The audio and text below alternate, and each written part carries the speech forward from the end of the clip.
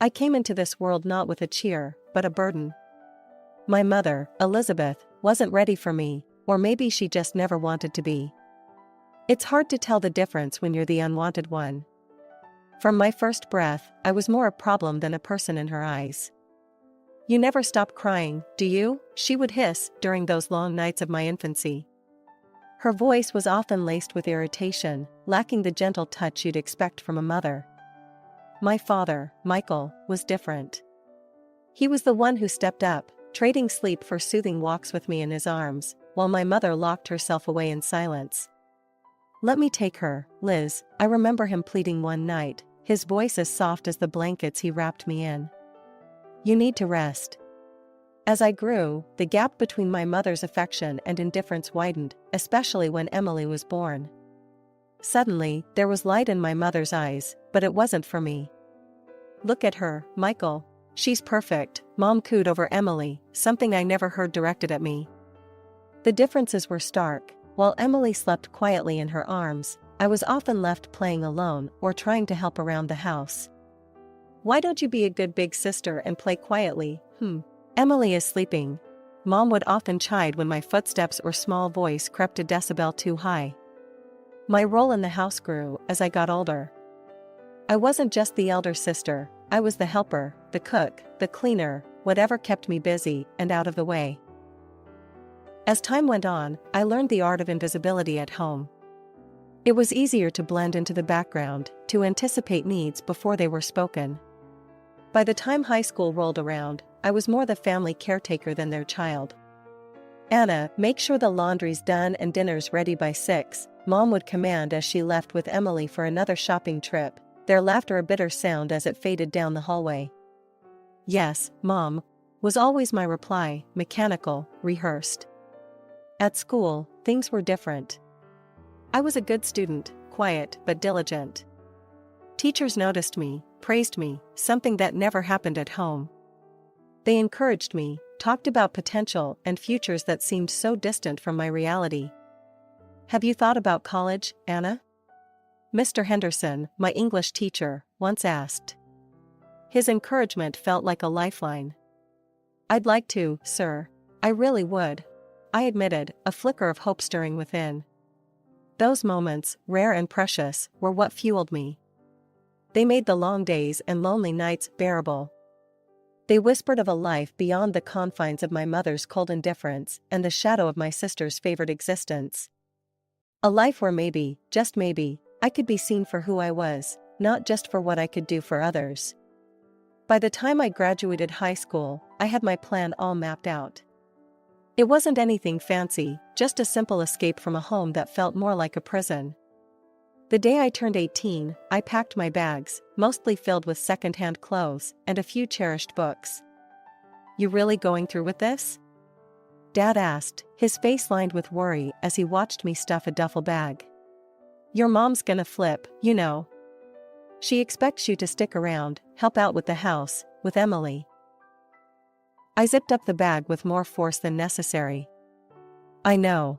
But I can't stay here, Dad. I gotta try and make something of myself." I moved into a tiny apartment on the edge of town, close enough to my new job at a local diner.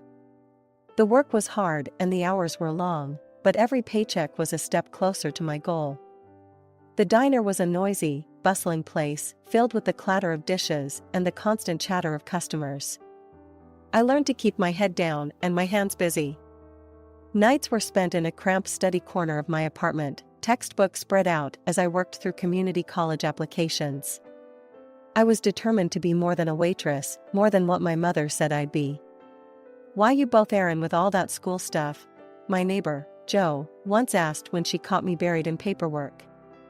"Ain't like it's gonna change much." "It might not," I admitted, "but it's worth a shot. I want to be a teacher, Jo. I want to do something meaningful." Jo snorted, dragging on her cigarette. "Well, good luck with that, kid. This world ain't kind to dreamers." Saving money became a game of numbers. Every tip went into a jar, every spare dollar tucked away for future tuition. I cut corners everywhere, lived on ramen and toast, and kept my eyes on the prize. After a year of relentless work and study, I had enough to enroll in college. I chose the local community college, affordable and within commuting distance. The day I received my acceptance letter, I felt a surge of pride like never before. Walking into my first class, I felt out of place with my worn-out jeans and second-hand textbooks, but I was there, in a seat, ready to learn. "You here for the early childhood education program?" a girl next to me asked, her pen tapping nervously on her notebook. "I'm Sarah. We should study together, maybe?" "Sure, Sarah. I'm Anna. I'd like that." College was a whole new world, one where I wasn't just the forgotten daughter or the hardworking waitress. I was a student, a peer, and soon, I found myself part of a community. Evenings were still spent at the diner, but now my days were filled with lectures, group projects, and a growing belief that I could really make this happen. I could become someone who made a difference. The path wasn't easy. There were moments of doubt, of fear that maybe Joe was right, that maybe the world wasn't kind to dreamers. But every time I helped a classmate understand a tough concept, or received praise from a professor, I knew I was where I was supposed to be. By the time my second year of college rolled around, I was deep into my studies and working the evening shift at the diner. One evening, as I balanced a tray full of burgers and shakes, my phone buzzed in my apron. It was an email from the college financial office. My heart skipped. This was it, the scholarship decision. I waited until my break, hands shaking as I logged in to read the email. "Congratulations," it began. "We are pleased to inform you."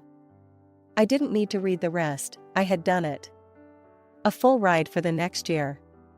I let out a breath I didn't even know I was holding and slid down against the wall, relief washing over me. The following weeks flew by in a blur of exams and late-night shifts. But with my financial worries eased, I was able to focus more on what I really loved, learning how to teach. As the semester ended, I started applying for teaching positions, each application sent with a mix of hope and nerves. One afternoon, while I was setting up for a job fair, my old classmate, Sarah, bumped into me. "Listen, are you still looking for a job? My aunt's school is looking for a new primary teacher. You should totally apply." I followed up on Sarah's tip and landed an interview. The night before, I practiced answers to possible questions in front of my mirror, determined to come off as confident and competent. The principal, Mr. Davis, was a stern-looking man who softened a bit as we talked. "Why do you want to work with children?" he asked, peering at me over his glasses. "Because I believe every child deserves a champion, an adult who will never give up on them, who understands the power of connection and insists they become the best they can possibly be." I walked out of there feeling like I had just won my second scholarship. A week later, I got the call. I was in. I was going to be a teacher. After years of working tirelessly as a teacher and constantly hitting the books at night to stay ahead, I decided it was high time to invest in a proper laptop. Walking into the tech store, I was more than a little out of my element. Rows of shiny, high-tech gadgets lined the walls, each one promising the world. I must have looked lost because a guy with a friendly smile and a name tag that read Tom approached me. "Need some help finding something?" he asked, his tone friendly.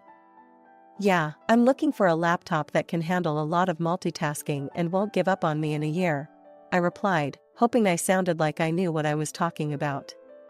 Tom nodded, showing me a few models and explaining the specs in a way that didn't go right over my head. "This one here would be perfect for what you need, and it's within budget." As he rang up the sale, he gave a casual, "You know, you seem really into your work. If you ever need tech advice, or any advice, really, here's my number." We started texting, casual at first, then daily. Dates followed, easy nights out where the laughter flowed as freely as the conversation. But whenever things edged towards serious, Tom was quick with the brakes. "We're still young, Anna. There's no rush," he'd say, every time I hinted at something deeper. I didn't push it. I was busy enough, and having someone even just to laugh with felt like a win. But then, one lazy Saturday morning, as I was enjoying my coffee and the rare chance to sleep in, my phone rang. It was Mom, which was unusual enough to spike my heartbeat. "Anna, it's your dad. He's really sick. You should come." The weight in her voice pulled me upright. "I'm on my way."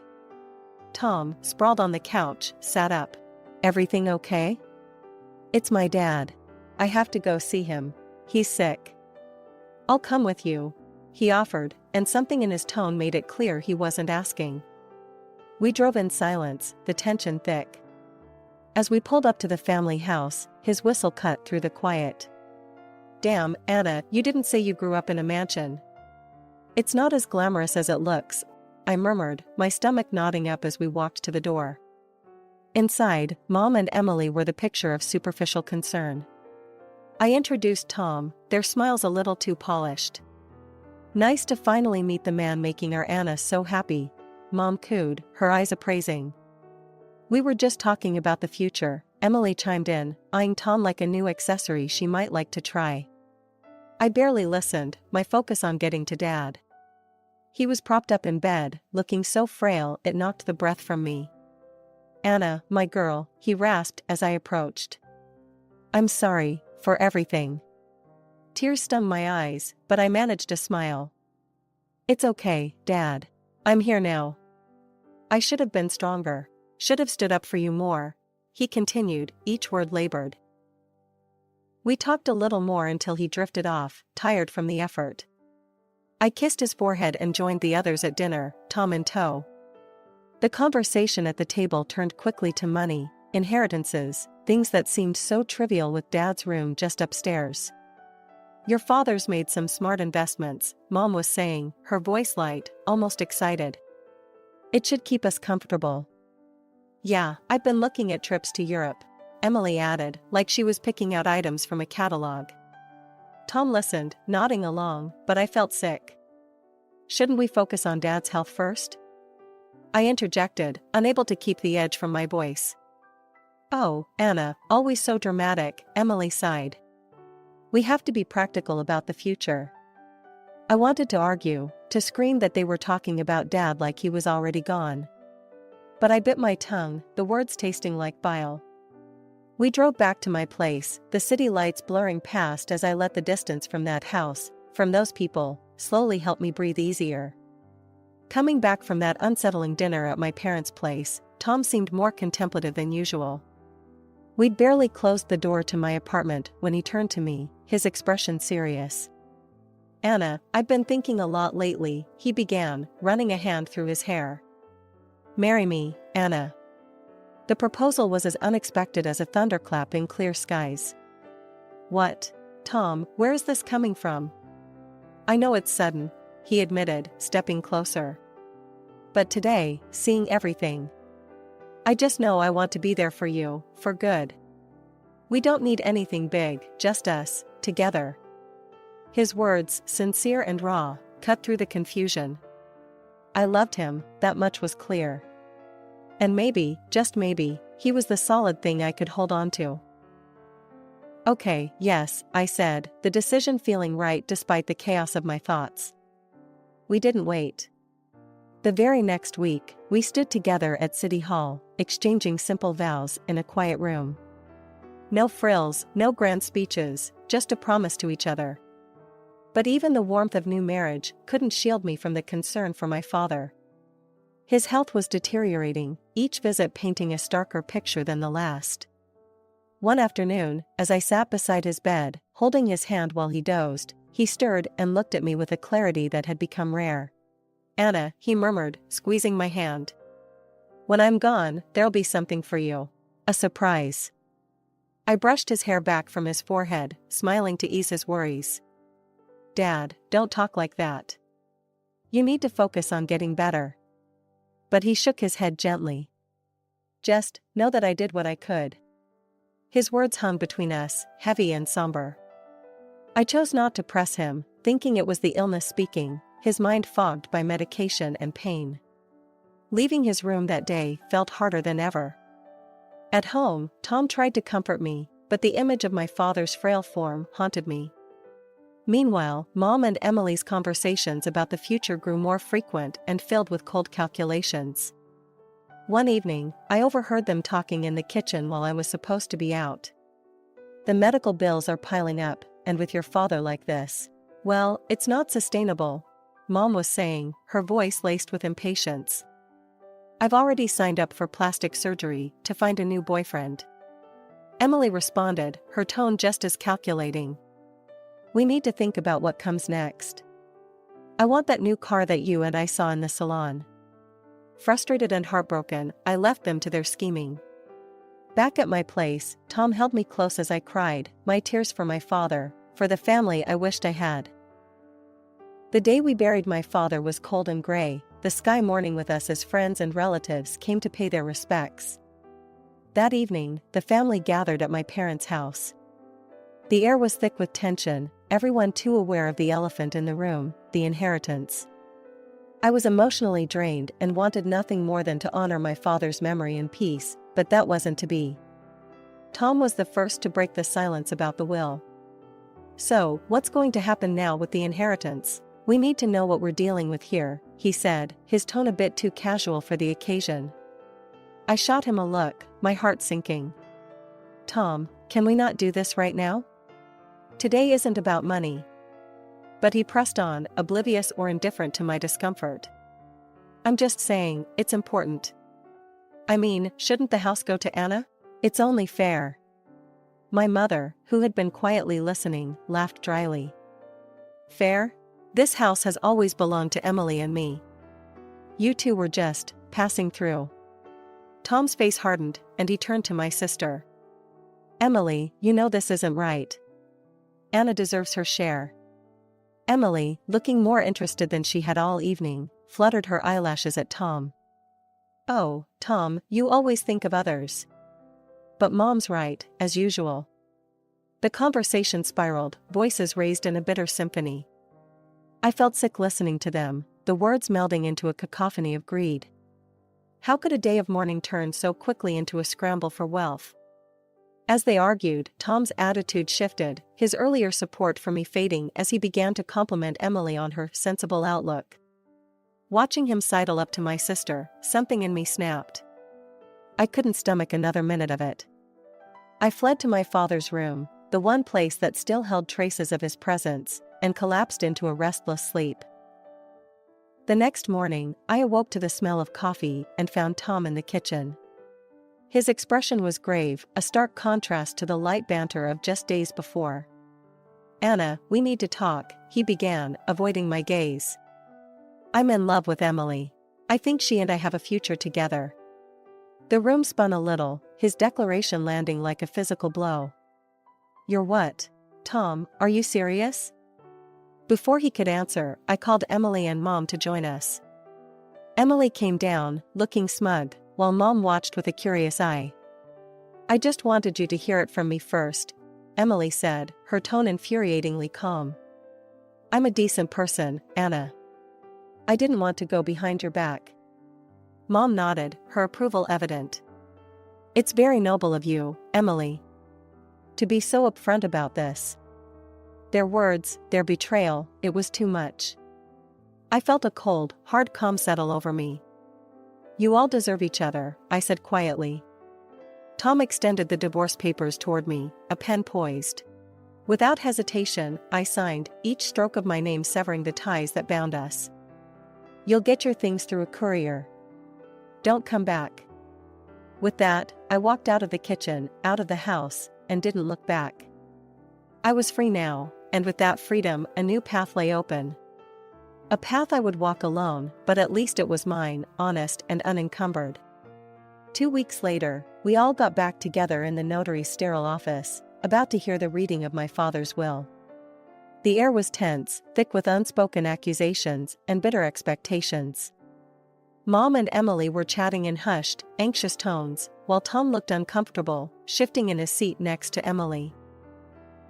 The notary, Mr. Clarkson, a severe-looking man with glasses perched on the tip of his nose, cleared his throat and began reading the will. I sat there, my hands folded in my lap, bracing for whatever came next. To my daughter Anna, Mr. Clarkson read, his voice neutral. I leave the sum of $400,000. The room went silent for a heartbeat before chaos erupted. Mom's face turned a shade of red I knew too well as her financial desperation spilled out. "I have debts, Anna. Your father knew. He promised he'd take care of us," she shrieked, her voice cracking under the strain. Emily joined in, her voice sharp and accusing. "And what about me? I'm getting married to Tom. We need that money for a proper wedding." "You don't need all that money, Anna." I stared at them, the sheer audacity rendering me momentarily speechless. Tom, meanwhile, tried to play the affection card, stepping toward me with open arms.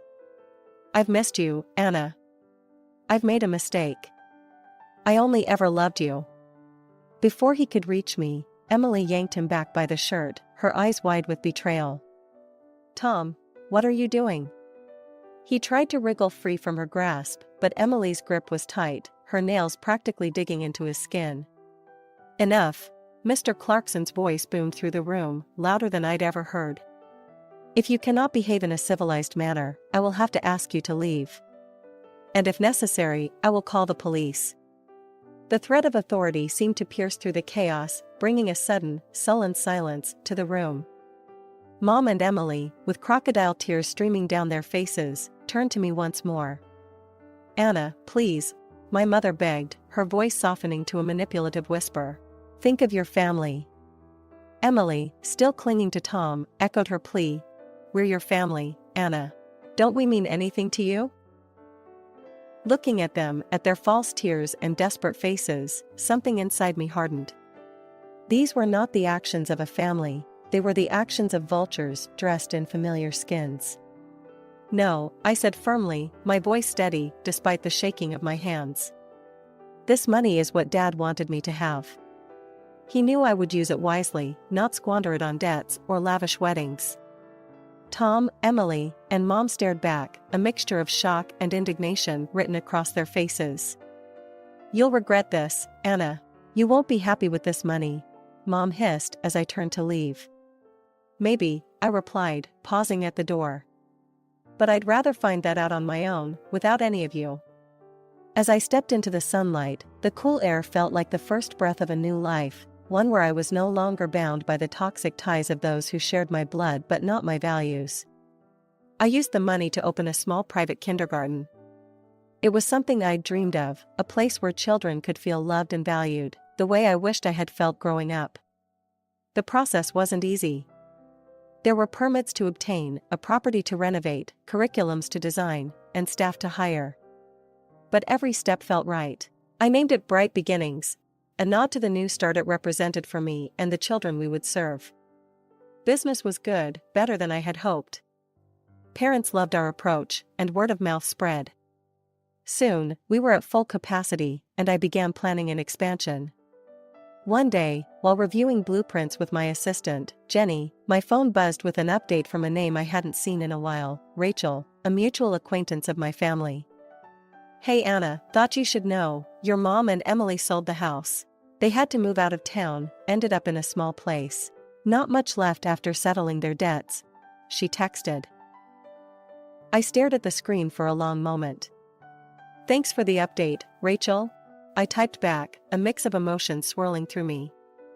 As the days turned into weeks, Bright Beginnings grew not just in size, but in reputation.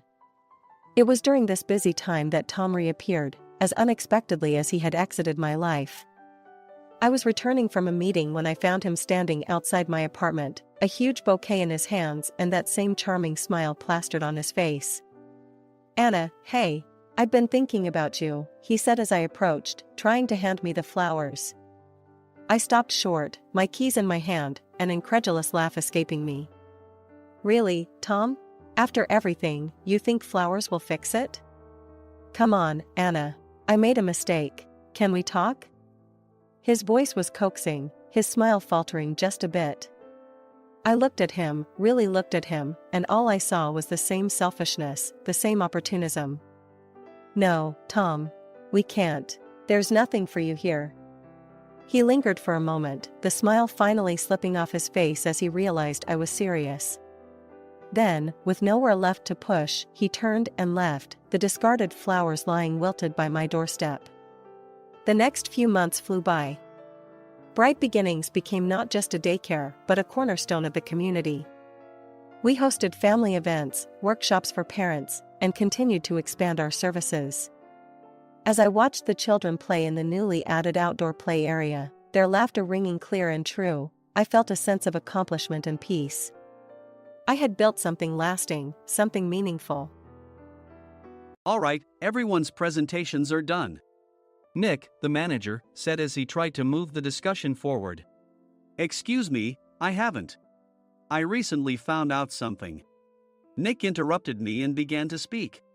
There's apparently someone in this department who didn't graduate high school and is just a part-timer. Meetings should be for employees only. Absolutely right. His lackey, Mike, of course, agreed with Nick. I'm leaving. After leaving the meeting room, I started to shut down my computer. I noticed that an email had arrived, not in my personal inbox, but in the company's shared email. Thinking, there's no point in speaking up, no one will listen, I went home quietly. The next day, I heard a commotion from Nick's desk. He was staring at his computer screen, his face pale. Nick! Is something wrong? Mike looked at the screen with him. And he turned even paler than Nick. Why is he so angry? Knowing the reason for Mike's distress, I thought to myself, serves them right. My name is Adam. My mother passed away when I was in the 9th grade, and I was raised by my father. Well, you could hardly call it being raised. After my mother passed, my father changed. He drowned his sorrows in alcohol, and though he still went to work, he squandered our living expenses on horse racing. Because of that, I had to start working part-time as soon as I entered high school. Every month, I went to the convenience store with bills in hand that couldn't be auto-deducted from my father's account. Even though I endured it because I didn't want to be alone, I reached my limit in my 2nd year of high school and dropped out. I found a live-in job at a distant inn. Thank you for everything. The day I left home, my father, still staring at the TV, spoke. Take care. That was our last conversation. Back then, 18 wasn't the age of majority, so I needed my father's permission to work, and I couldn't hide my place of employment. Yet, my father never visited me even once. I kept working just to survive, and before I knew it, I was 42. Years of hard work paid off, and I was transferred to the headquarters. I was thrilled to be recognized by the company, as I thought I'd be working in the field until retirement due to my lack of formal education. Listen up. Our work can change the future of our employees. Don't drag us down. On my first day after the transfer, Nick, dressed in an expensive suit, spoke sternly. There was a reason for this. Our inn was located in a prominent tourist destination, known so well that everyone in the state could sing its commercial jingle. At its peak, we had 5 locations within the state. But that was long ago. Due to financial difficulties and aging facilities, only the place where I had worked for many years and the original establishment remained. I was prepared to lose my job anytime, but now there was a glimmer of hope. With the rise of social media, the tourist area where the inn was located started gaining attention again. Depending on how hard the sales department, where I was transferred, worked, we could either thrive or be forced to give up this prime location to the new hotel chains continuously popping up. For Nick, who had switched careers from another industry to strengthen our sales, this was a battle he couldn't afford to lose. I understood why he had to be strict. I will do my best. Nick sneered at my enthusiastic declaration. Did you not hear what I said? I'm sorry. I thought I was listening carefully. Out of habit from years of customer service, I apologized reflexively, though I had no idea what had offended him. Someone was watching me with a smirk. In this department, there are those who are expected to excel and those who have been shoved here because they have nowhere else to go. You are the latter. It was Mike, the section chief. He's 7 years younger, at 35. But he was called to headquarters much earlier than I was and had been moving around within the headquarters ever since. I'm not jealous, but I can't accept that he's my boss. Graduating from a prestigious university, he has an unusually high pride and caused many problems as a newbie, making things very difficult for me when I was the front desk leader. When I found out Mike was transferred to the sales department a month before me, I was disheartened. Mike is right. With just a middle school diploma, there's not much you can do. Don't even think about achieving results. As if I didn't exist, Nick remarked, I'm thirsty. Mike eagerly ran to the coffee maker. It seems Mike is Nick's lackey. I regretted being happy about my transfer to headquarters, wishing I had stayed on site forever. Send a direct mail to every company on this list by the end of the day. Nick only assigned me tasks that even a new graduate could handle. What? There are over 1,000 companies. You want me to send to all of them by today? Yes, if you and your fellow misfits split the work, even those with nowhere else to go should finish by today.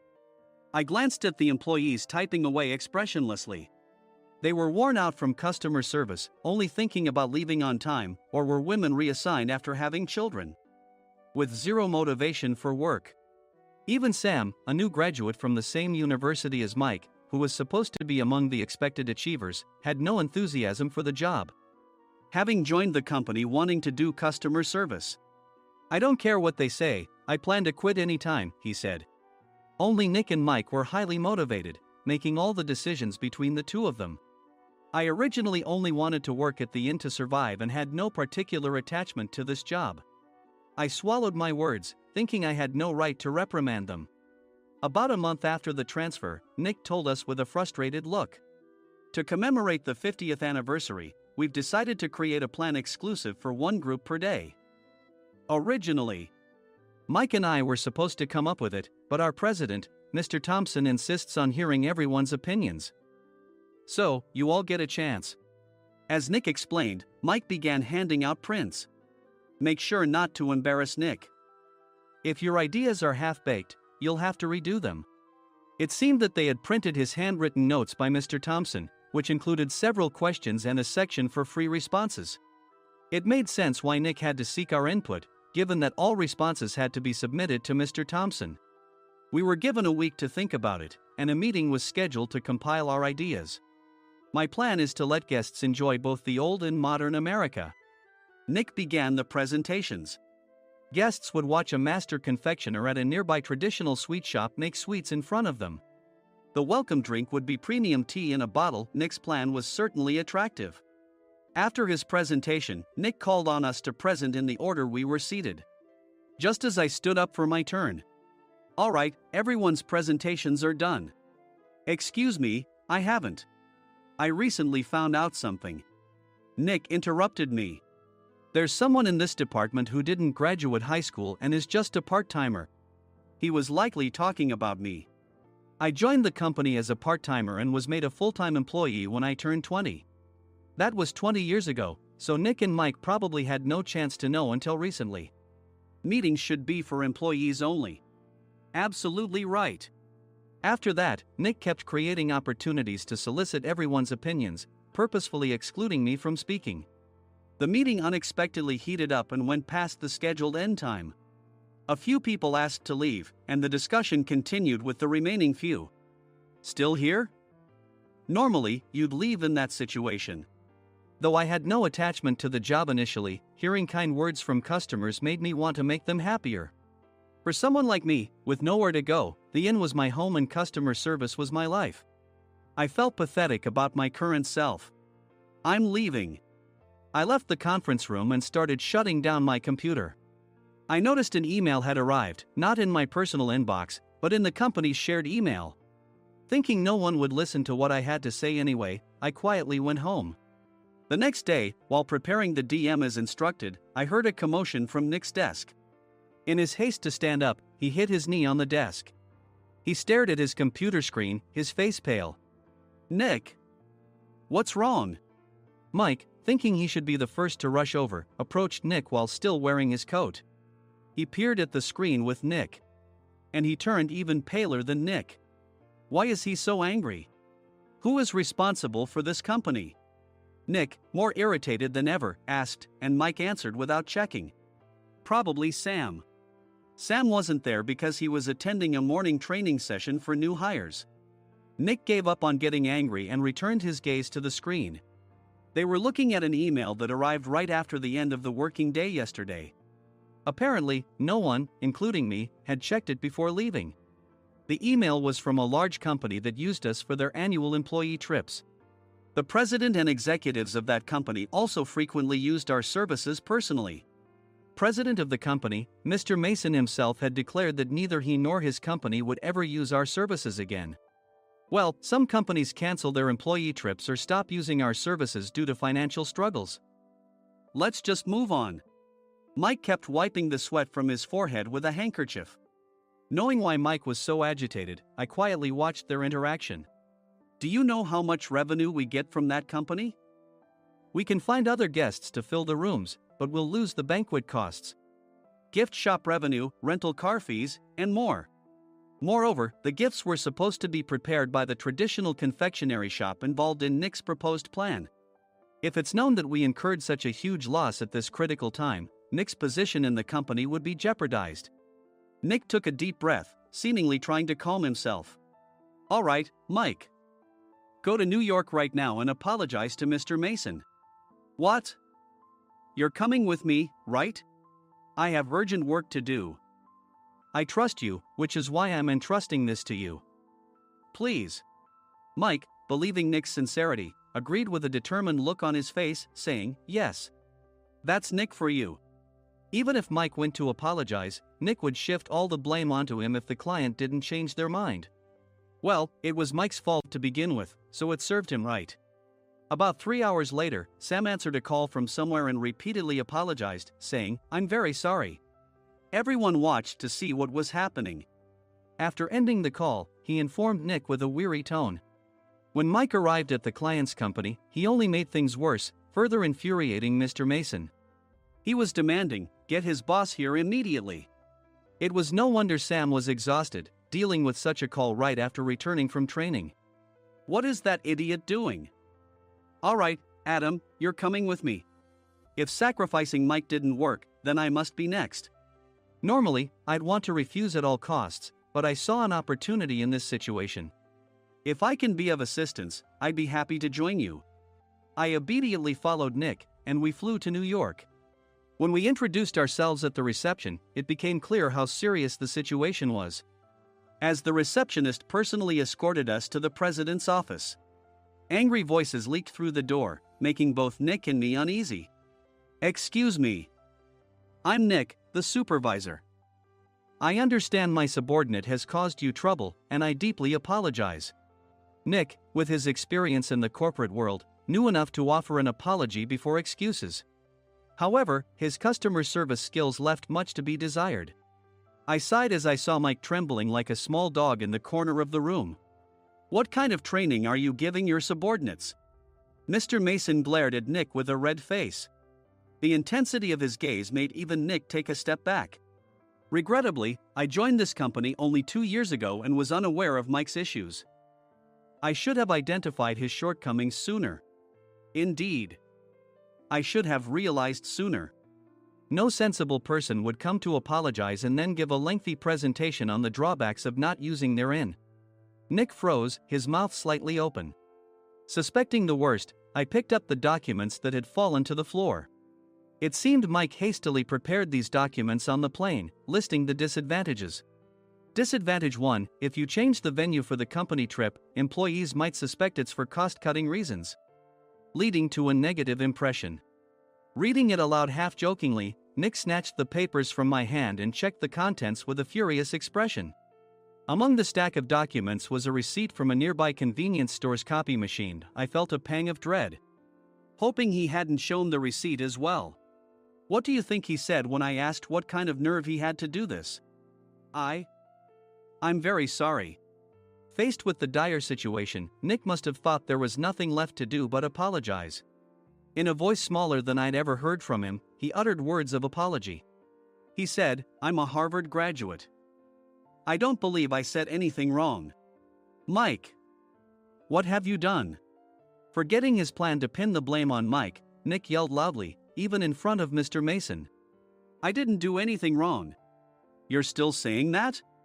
Look at him. Mike pointed at me with a shaking hand. I was assigned to headquarters in my 20s and now I'm a section chief.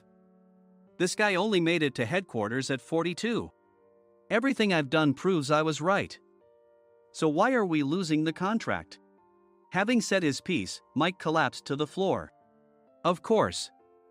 You were sent there because you had nowhere else to go. Mike never expected to hear such words from someone he looked down upon. He lunged at me, and Nick hurriedly stepped in to stop him. Mr. Thompson told me Mike is a quick thinker, and to take good care of him.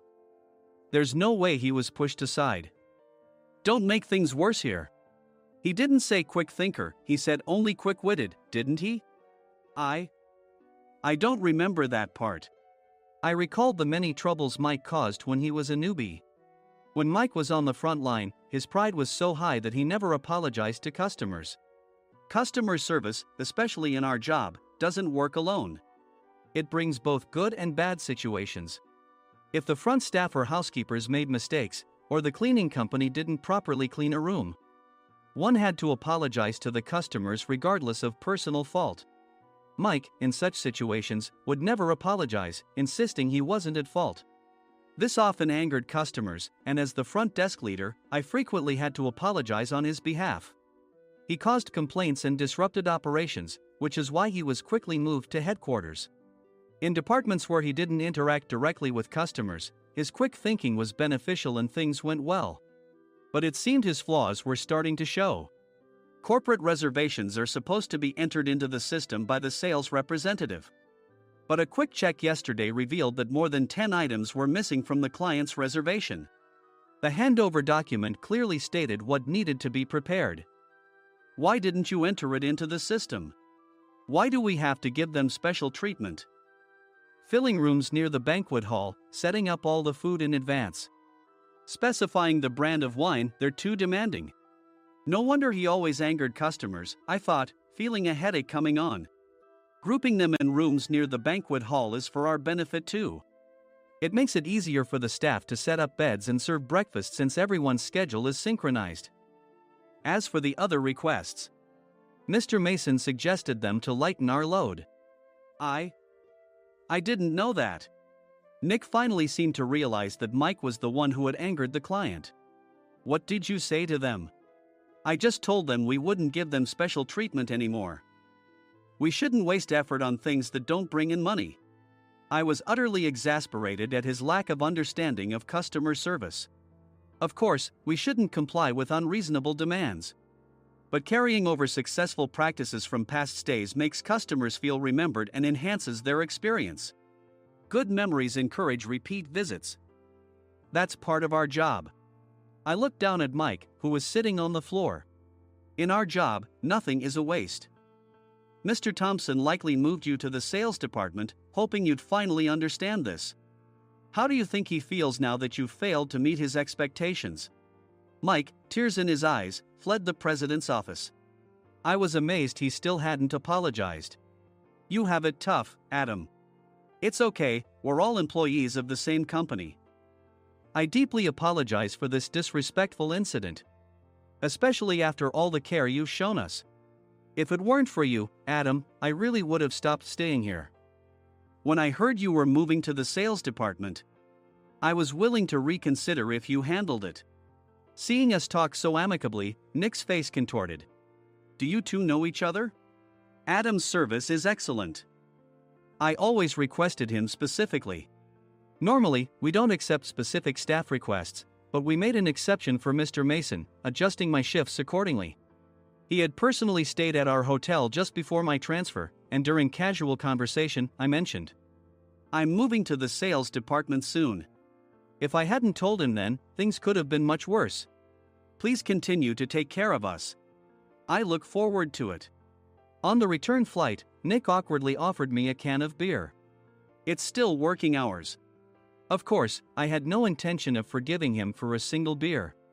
Nick might try to pin everything on Mike and avoid any consequences. While pondering this, a startling fact came to light. Nick, the tea bottles for the plan have arrived. I handed Nick a bottle labeled with our inn's name. They look good. What are you talking about? These are plastic bottles. I had assumed we would use the trendy, high-end bottling tea. But what arrived were ordinary plastic bottles of tea with customized labels. The only unique aspect was the label, which had the inn's name, making it look customized. Upon further investigation, I discovered that a substantial amount of money was set to be paid to the tea company. It was priced like bottling tea. Does this plastic bottle really cost $100 each? The tea inside is specially blended for us. The extra cost is for that. Wouldn't it be better to use another tea company? Or is there a specific reason we must use this one? As Nick continued to make excuses, I showed him a printed email. I informed the tea company's president, Mr. Mitchell, that we discovered irregular payments and he confessed. He said you two were high school classmates and planned to split the extra money. That idiot. Why did he confess? That's not important. You should worry about yourself, this could turn into a police matter. Opening the bottle cap, I suggested. How about calming down with this tea? It supposedly has a relaxing effect. Nick drank the tea frantically. In the following days, decisions were made about their fates. Mike was reassigned to the General Affairs Department, with no chance of transfer or promotion, as per Mr. Thompson's orders. As for Nick, since the payment to the tea company hadn't yet been made, he narrowly avoided legal trouble. Instead, he was encouraged to leave the company, and to avoid further complications, Nick submitted his resignation. Rumor has it that connections between HR departments have made it difficult for him to find new employment. Even though it was good to have those two gone, something unexpected happened in the sales department. Everyone became motivated and united in refining the 50th anniversary plan. In the end, my plan was adopted. We collaborated with the Tourist Information Center to provide personalized guides. The plan, tailored to the number of guests, was truly special for the 50th anniversary. Hey, is Adam's family coming to stay? I immediately booked that special plan for my family. Sam noticed it on the reservation list and quickly picked up on it. Yes, I'm inviting my father. That's great. I might invite my parents too. I lacked the courage to face my father just as Adam. But here, with the confidence Mr. Mason praised, I felt ready. The 50th anniversary plan was a perfect opportunity to reconnect with my father. I hoped to bring back the days when we could laugh together as we once did.